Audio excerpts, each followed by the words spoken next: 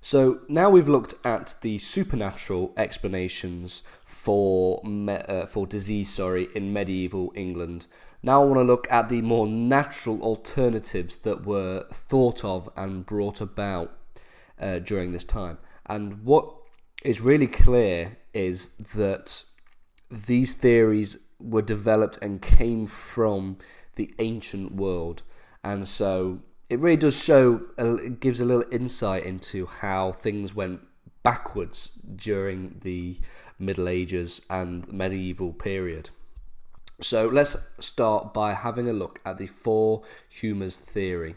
Okay, now this was a theory that was created by the ancient Greek thinker and scientist Hippocrates. And back in ancient Greece, they were all called philosophers. So philosophy today is something a little bit different to how it was in ancient Greece.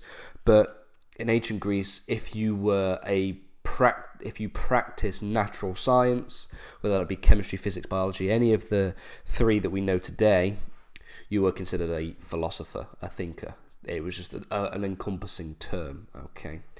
And it came back through the Islamic world. This theory was lost to us when we had the fall of the Roman Empire, and there was a real divide, a real split from these ancient times when the Roman Empire fell. However, it was brought back through the Islamic world. The Islamic world was a huge influence on medieval Europe, okay? And so the theory, in a nutshell, is that the body is made up of four distinct fluids, that being blood, phlegm, yellow bile, and black bile, and that these four fluids were linked to the four seasons of the year, okay? And that for good health, all that is needed is a balance. Let me just change the colour. Is a balance of these fluids. So balance is needed for good health. For good health. So therefore, if you have too much of one or the other, it is considered to be an imbalance, obviously, and therefore you start to develop disease or illness. And this was further developed by Galen, who was born in AD 129, so very early on in the sort of medieval period, almost before the medieval period, still touching on the ancient Greek period, okay? And Galen believed that diseases could be treated by using the idea of opposites. So he thought that maybe different foods and drinks and herbs and spices and different things like that could be used to restore balance to having an excessive, what he would say, excessive humour, and that what was causing the diseases. So you would use different treatments, different methods, different remedies to balance out these four fluids in the body, and that would cause you to restore back to good health. Now that was one of the theories.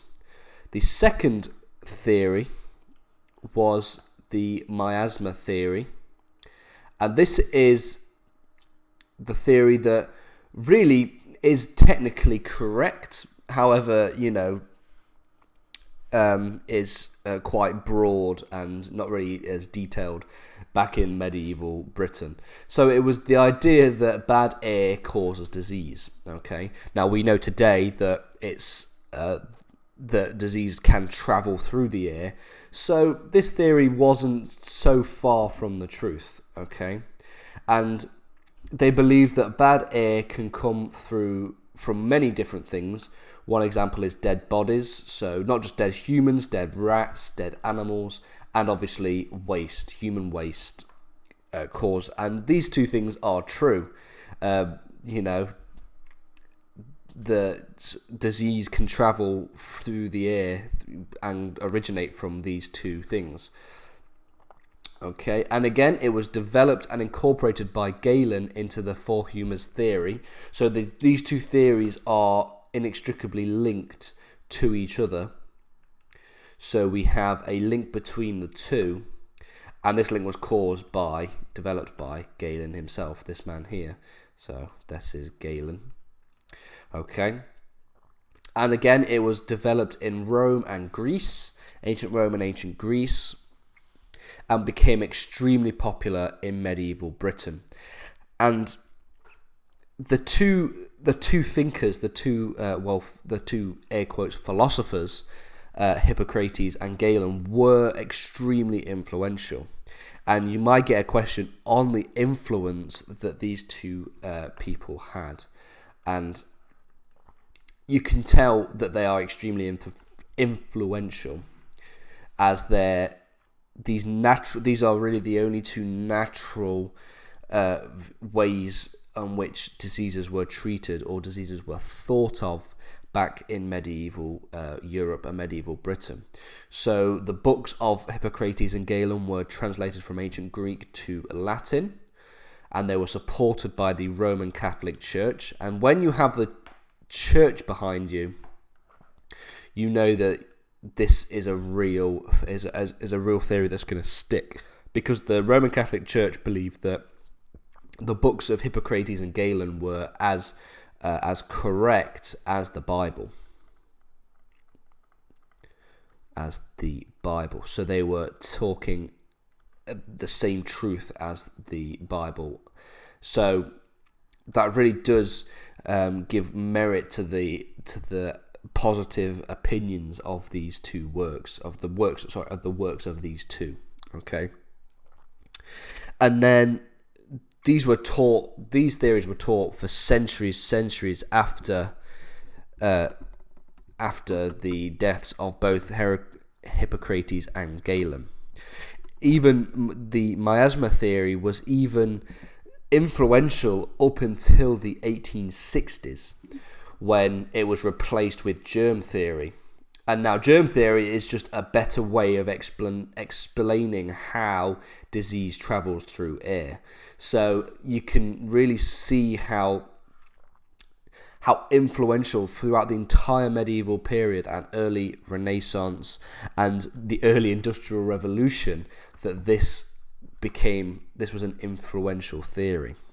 Okay, and even today there are still references to these two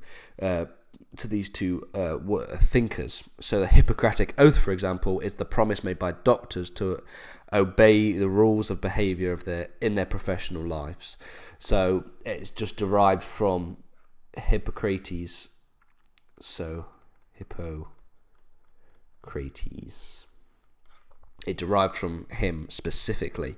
So we can see here that although there are supernatural ways in which diseases were treated and explained in medieval Britain, we also have natural ideas. And these natural ideas, it's important to notice, came from the ancient world, ancient Greek and ancient Roman theories, specifically two ancient Greek thinkers, Galen and Hippocrates, that travelled across through the Islamic world.